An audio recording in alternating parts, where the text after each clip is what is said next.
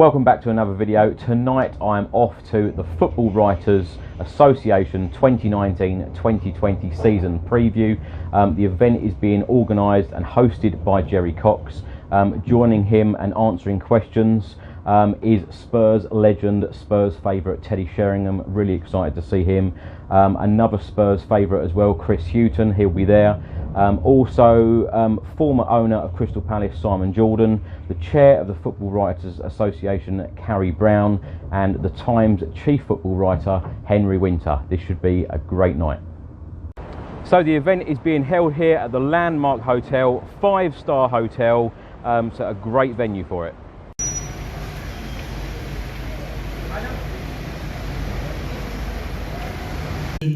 2019 to 2020 preview. We've got a panel of absolutely esteemed guests who are going to be taking you through their thoughts of the 1920 Premier League season. To kick things off, we have a special person that's going to be leading the proceedings today, FWA's one and only Mr. Jerry Cox. Thank you. Welcome to FWA Live. We're here at the Champions League winner in the room. Started his career at Millwall, spells in Sweden, I think, on loan. Then Tottenham, Nottingham Forest first, Tottenham, Manchester United, finishing at Tottenham and then West Ham. Any more, Ted? Couple more. A few games for England, a couple of World Cups. So Teddy Sheringham, and moving on to Carrie Brown, who's current chair of the FWA, and Carrie's also Be in Sports. You'll see her pitch side with all the big names on the big matches. And then finally, Henry Winter of the Times. You can't miss Henry, he's everywhere, and he's always got an opinion. So, we'll start off with the first question, and it really needs to be, I'll go along the panel, but starting off with this season, is it going to be a two-horse race all over again? Manchester City, Liverpool dominated last year. Chris, do you think it's going to be a similar story? Yes, I do, and I think if I look at the business that both teams, Man City and Liverpool, have done, which has been minimal over the summer, and what that says is that they both are very, very happy with the squads that they've got. No Rodri's coming at Man City, and of course Liverpool, two players that were injured for a lot of the season last season, in Oxlade-Chamberlain and Gomez. It's almost like having fresh players. So I think the fact that they haven't recruited big means they're happy with what they've got. I think the margins might be a little bit different. I think with those that I think come below them, I think perhaps the gap might not be as big, and that will probably be down to, I think they were so exceptional, City and Liverpool last season. I think also for them to continue to reach them heights that they did last season, to do that again, I think it's possible, but hard. So I wouldn't be surprised if the gaps, that little bit smaller. But I think it's very difficult to bet against the two again. In which order, I don't know. But I think it's very difficult to bet against them. Simon, Kevin De Bruyne missed a lot last season at Man City. How much better are they going to be if he gets the full season under his belt? It's difficult to see how much better they can really be, given the nature of the performance of the last two seasons. I think this is a fascinating season because I think it's a compelling one, because obviously the two main protagonists being Liverpool and Man City, it's difficult to argue with Chris' point about seeing beyond these two. But I think there's also so much intrigue in the Premier League with the other teams, because we can't quite make head nor tail of what Unai Emery is at Arsenal and what he's putting together. Obviously you've got Frank going into Chelsea and what's happening over there. Can either close the gap, or are they still just looking to make top four? I think they're going to be still in the chasing pack. I think they will get. They're around the third and fourth, maybe fifth, around that mark. But the initial question you're asking is about the top two. Without a doubt, they stay the top two. Pep Guardiola's come in. He's taken the game to a different level for me in the Premier League. Deserves to won it over the last 2 years, and I think he'll do it again this year. I think Liverpool were a little bit fortunate last year to come so close. I thought they were very good. They're the next challenger, but I thought they were a bit fortunate to come so close. I think Manchester City will stretch away again. Liverpool had a better at a lot, and then it's up to the rest. I think there's problems in all four camps over the ones that you just mentioned. Tottenham, Pochettino doesn't seem so happy this pre-season. Ollie's got his problems with maybe the Pogba issue. Is he going to get him out? Is he going to keep him and work with him? That could be a big problem. Frank's got problems with not being able to buy his own players at Chelsea. And then we all know that I like that there's problems at Arsenal as well.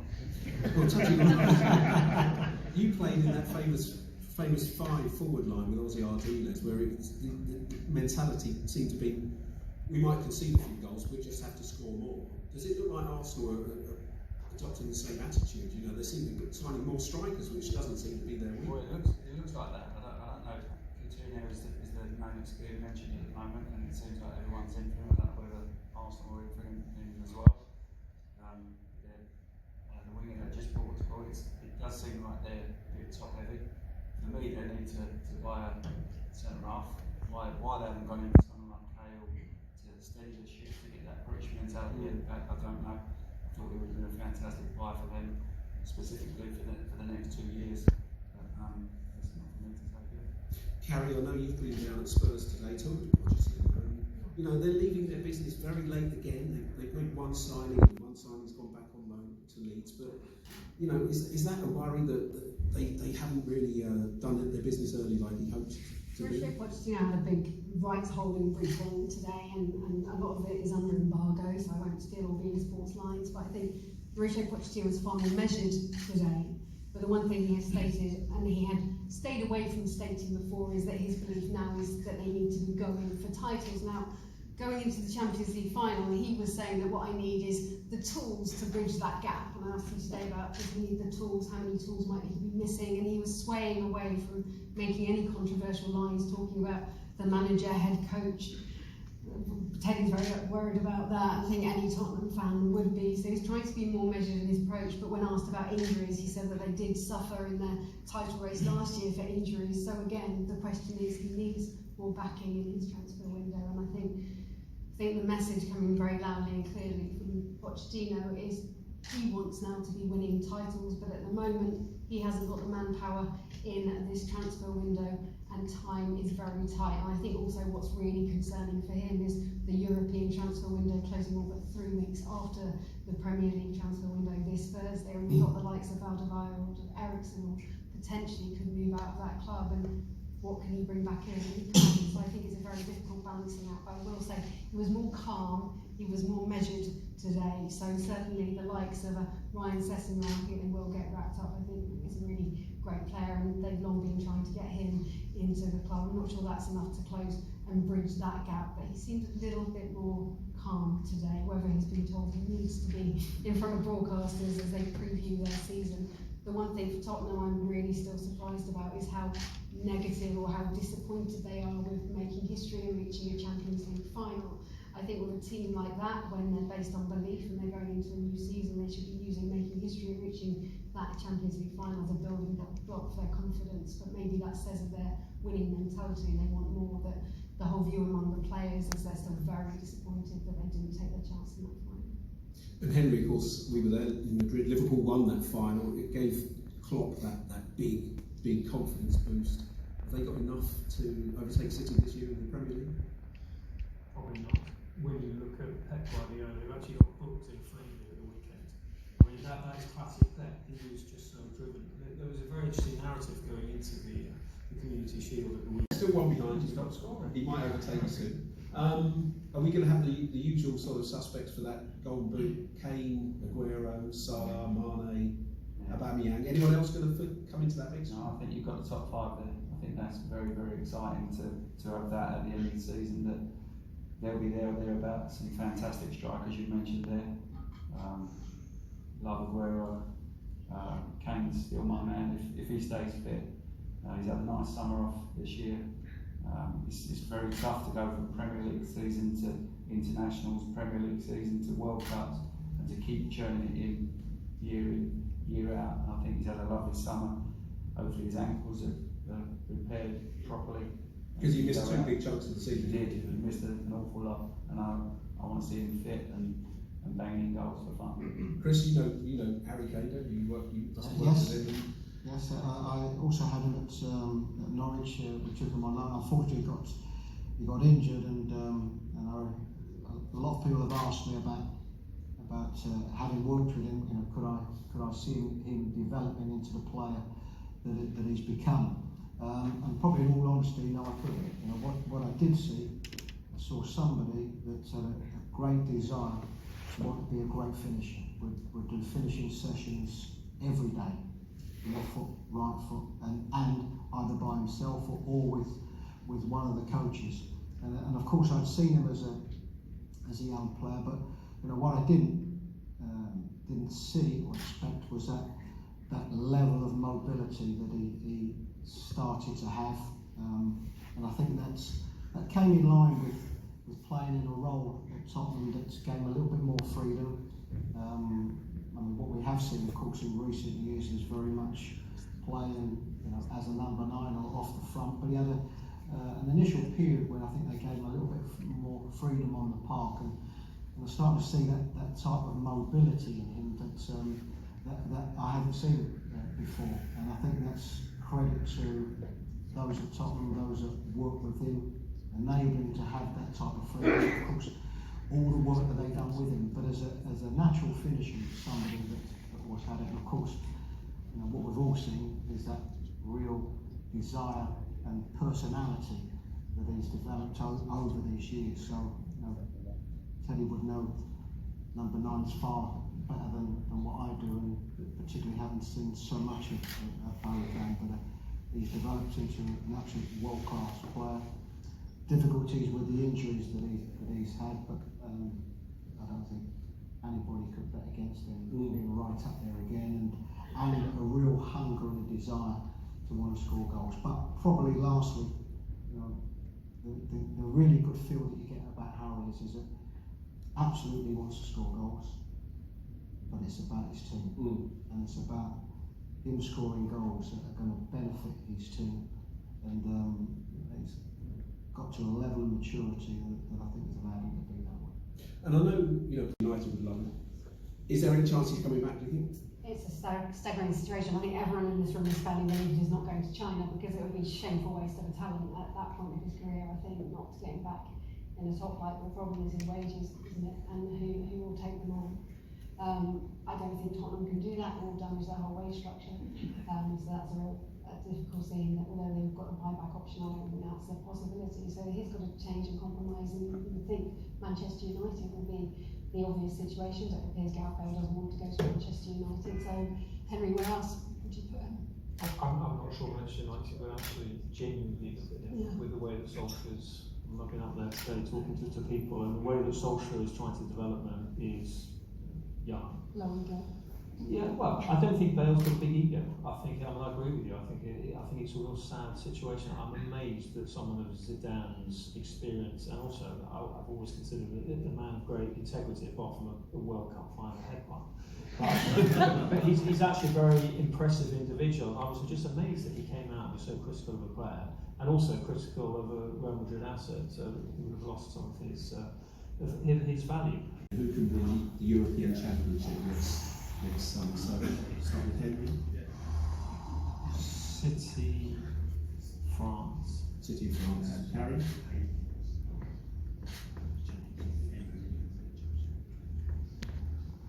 City, Belgium. City of Belgium. Okay. City of England. Liverpool, France. City in France. So City overwhelmingly for the Premier League, France for the European Championship next summer.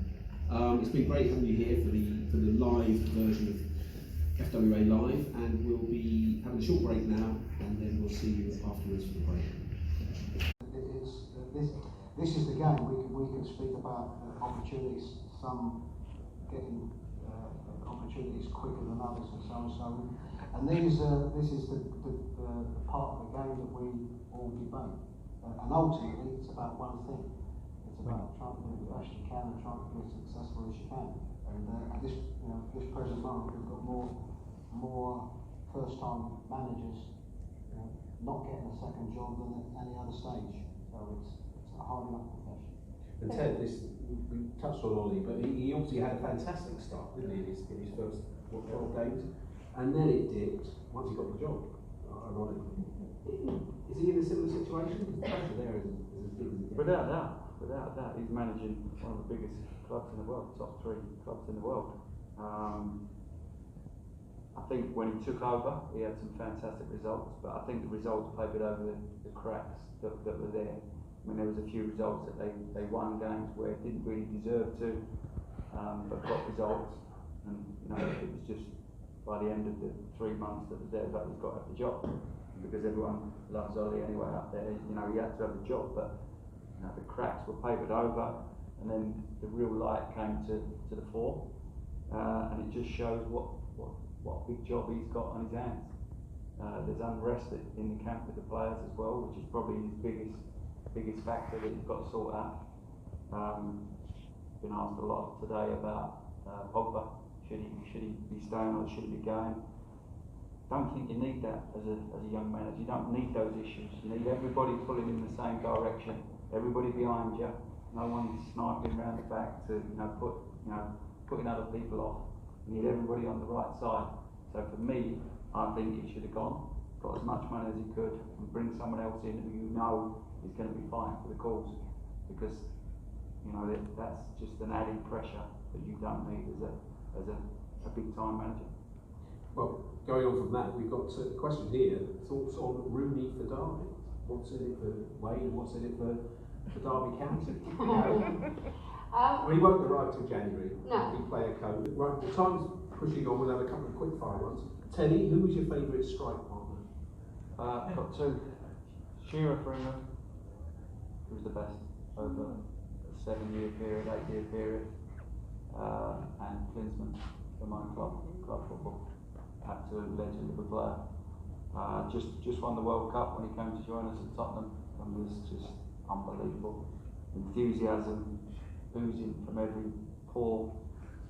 Felt like he was an 18-year-old on trial, the way he ran about all over the training ground. And gave him half a chance. He would hit the target more often than not score. Unbelievable. And I remember when he joined at the time, the thing he found most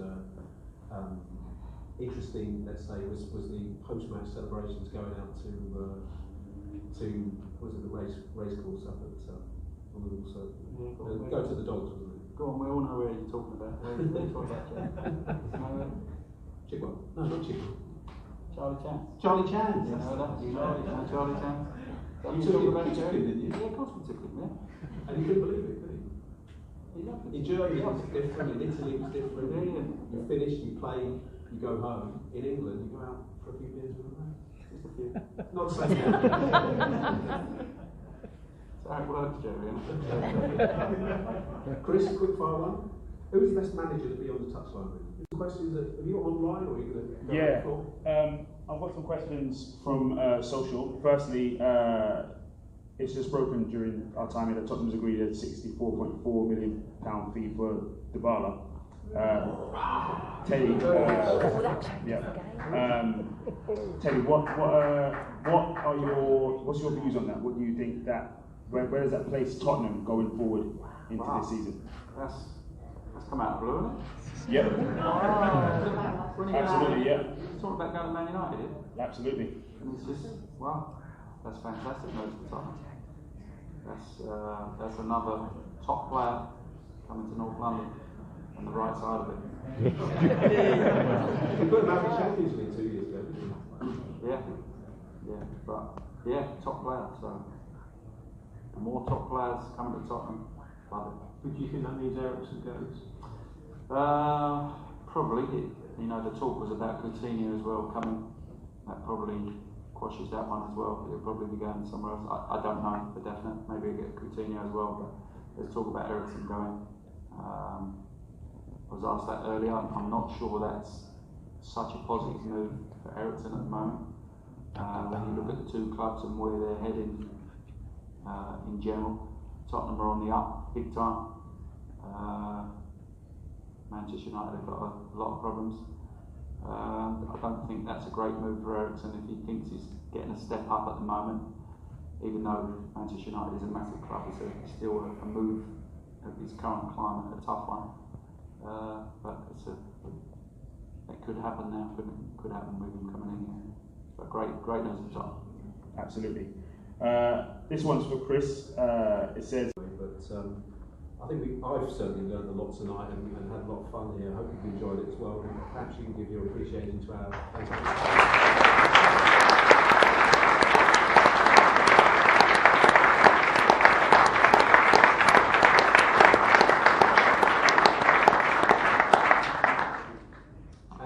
Go to the Football Writers website. You'll see a lot of the upcoming events. We'll be doing more FWA lives around the country. We always aim to have one in London anyway, but keep in touch with our events and we'll see more in the future. Thanks. Hope to see you again. So I'm with the Tottenham legend Teddy Sheringham. Teddy, during that question and answer session, the news come out about Dybala. Obviously the personal terms need to be confirmed, but what do you think of the news? Great news for Tottenham. That's exciting for me. I've just been told off that's been running for a few days, but I thought he was going to Man United, and that had been quashed, and I thought that was the end of it. So to hear that tonight, that he's going to Tottenham, I think it's exciting news. I think that's even better than Coutinho. The fact that Coutinho's already played in the Premier League and coming back because he couldn't handle it at Barcelona, perhaps wouldn't be so good. So for Dybala to be coming out of Italy and coming over to England and coming to Tottenham, great news. Could he be the player to make Tottenham title contenders? He's definitely another step in the right direction. I think when you look at Manchester City and Liverpool, I think they're bigger and better still at the moment. You know, as a whole, I think the more top players you get coming to Tottenham, the better for Tottenham, and it'll definitely enhance Tottenham's chances of winning something, and that's what the next step is for me. Are you surprised now that Pochettino has been in charge for 5 seasons, but yet we're still trophyless under him? Not really. It's real tough to win something. You know, it's not easy, and the fact that Tottenham over the last 5 seasons have gone from wherever they were 7th, 6th to 5th to 4th to 4th to 3rd to be in there challenging for Champions League finals last year. You know, it's all a progression. As long as Pochettino stays there, which I've been a little bit worried about the last couple of days about the way he's been talking about what he is and what he isn't. It seems like that he's not happy. I don't want him to go down the Mourinho route of being disgruntled and umpy, and every press conference is a problem. Yeah. I want to see him with a smile on his face and exciting the players, and then following him. You know, he's the Tottenham leader, so he's the main asset at Tottenham at the moment, and you need to keep him happy. So we'll keep our fingers crossed. Teddy, last question for you. Personally, for you, what was your favourite memory of playing for Tottenham? So many. I played for Tottenham as a 14-year-old and got released and with a letter saying thanks, but no thanks. And to come back and sign for Tottenham in when I was 26, I think it was, and to pull that shirt on and to go out there and play for Tottenham was something that I dreamed about since a little boy. So that would probably be one of them. Teddy, thank you very much. Come on, you Spurs. So I'm now with Spurs legend Chris Hughton. Chris, what does it take Pochettino to do next before we can move on to be real title contenders? I think probably not so much more than what he's already doing. There's no doubt he's had a wonderful influence in the period of time that he's been there. You know, the difficulty that Tottenham have had is that they've come up against 2 teams in Liverpool and Manchester City that over a period of years, and this is not just over the last season, that have built a team that have got them to the levels that are where they are now, and it's been very hard for any club to get close to them. So, you know, how can Tottenham get closer to them? By, as I say, doing the good work that he's continued to do. What we have to remember is that this is a Tottenham team that got to the Champions League final last season, and you know, if you was a Tottenham supporter many years ago, that's something that you possibly wouldn't have thought. So, as regards developing the team and players that are going to come in, that's down to the transfer window and players that they can bring in to strengthen the side. But if I look at the consistency of the team, you know, over the last 3-4 years, new stadium, the training ground, there is no doubt that the club is very much going in the right direction, and I think it's a club and it's a team that will be challenging for years to come. But it just so happens that we're in an era at the moment where, as I say, Liverpool and Man City are very dominant. Over the last couple of days, certainly on social media, a lot of Tottenham fans have been upset at the fact that Daniel Levy hasn't spent the money, as a lot of Tottenham fans are expecting, because of the stadium and because of we've got a fantastic manager and because we've got in a Champions League final. Is now not the best time to be investing a lot of money into the squad so Pochettino can go for the title? No, but that's a very difficult question to answer, because the people in the know and the people that know best, are your owners of a football club that, as I said, have seen their team reach the Champions League final last season, that have given the Spurs team and the Spurs supporters probably the best stadium in the world. Absolutely. And I don't think there would be any Spurs supporter that wouldn't be grateful for that. So if there is anything that has to suffer because of that, then I think it's one that's expected and is normal. But I think if I look at where the team are at the moment and what they've invested in the team, they've invested in a team that is now at a level that has now become a consistent top 4 team that couldn't have been said many years ago. So I think we can only speak about where they are at this moment, and I think they're in a real good place at the moment. As regards the future will be determined by the chairman, the owner, and what the manager is able to do with the team. Where do you see Tottenham finishing this coming season? I think myself with most, it's you look at Liverpool, Man City, and I think they were so dominant last season. Yeah. It's very difficult to not have them as first and second again. But you never know, and in a season where there can always be the upsets and somebody doesn't perform as well, injuries and so, then there is always that opportunity. What Tottenham have become are a regular, consistent top 4 team, and that will be their aspirations again, and I think that's what they will be targeting.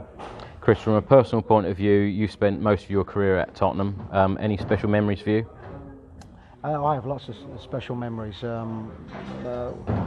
Probably the most general one is being around the club for so long. Going back there on a regular basis to watch games, to see the change from the old stadium to the new stadium. Certainly as a player, of course, it was the 81 and 82 Cup finals and the 84 UEFA Cup final at the stadium, and they would be very much the highlights. But for me, it's a bigger package. That I spent many years there, some 27 years there, which is certainly the bigger part of my working life, and it's just good to see that the way the club have developed. Just a quick word on White Hart Lane. Do you miss that place? Do I miss it? Yes, I think I miss it the same as everybody else. But I don't think there is a Spurs supporter that doesn't look at the new stadium and see how magnificent it is, what that can bring to the club, the extra revenue, the extra support, the noise levels and so. But I think always there will be memories of the old stadium. But the game has changed, and if you want a Tottenham team and a Tottenham club that is going to be able to challenge the likes of a Man City and a Liverpool with how they are at the moment, then you need the facilities and you need everything that goes with it to be able to challenge it, and that means a bigger stadium, bigger revenues, the possibility to attract bigger players and so on, and it comes as a package. Chris, thank you very much. Come on you Spurs. So what a great night. I hope you've enjoyed the video. Come on you Spurs.